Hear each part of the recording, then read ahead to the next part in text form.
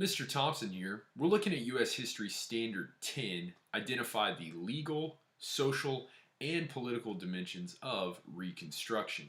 In particular, we're looking at Part D of that standard, explain the Black Codes, the Ku Klux Klan, and other forms of resistance to racial equality during Reconstruction.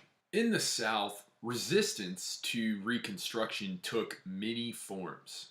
Many white Southern citizens refused to participate politically in opposition to the outcome of the Civil War. Southern states passed harsh laws that restricted the political and economic rights of freed men.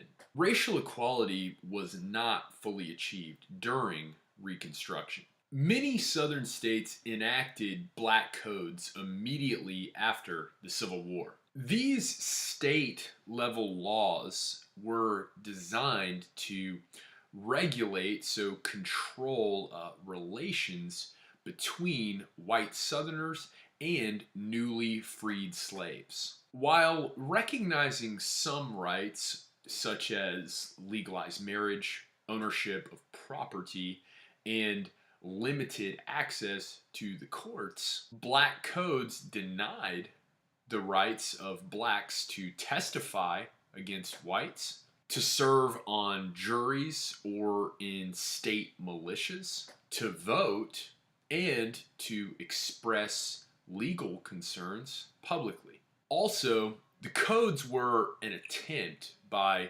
plantation owners to secure a labor supply that was lost due to the 13th Amendment that outlawed slavery by requiring that all blacks provide proof of employment or be forced to work for white landowners. Black codes enraged Northern congressmen and the public who saw the laws as reintroduction of slavery. The Ku Klux Klan was founded in 1866. It was originally a Confederate veterans club, but quickly turned to an organization associated with the worst forms of violence and intimidation. Initially, the Klan tried to scare blacks into compliance and keep them from voting. When this method did not work, Klan members attacked Northern whites who came south.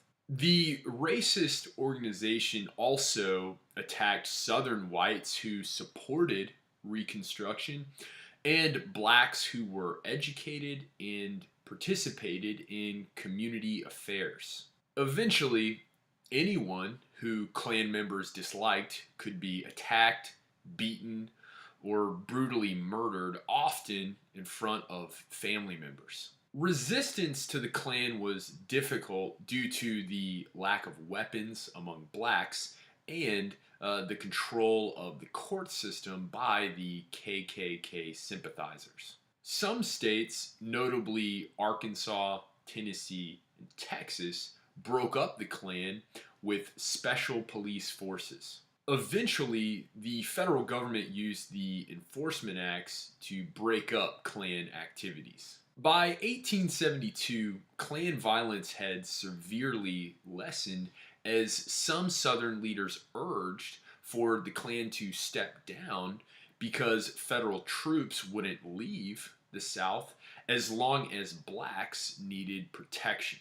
The Ku Klux Klan reemerged after Reconstruction ended and federal troops were no longer in the South to provide protection.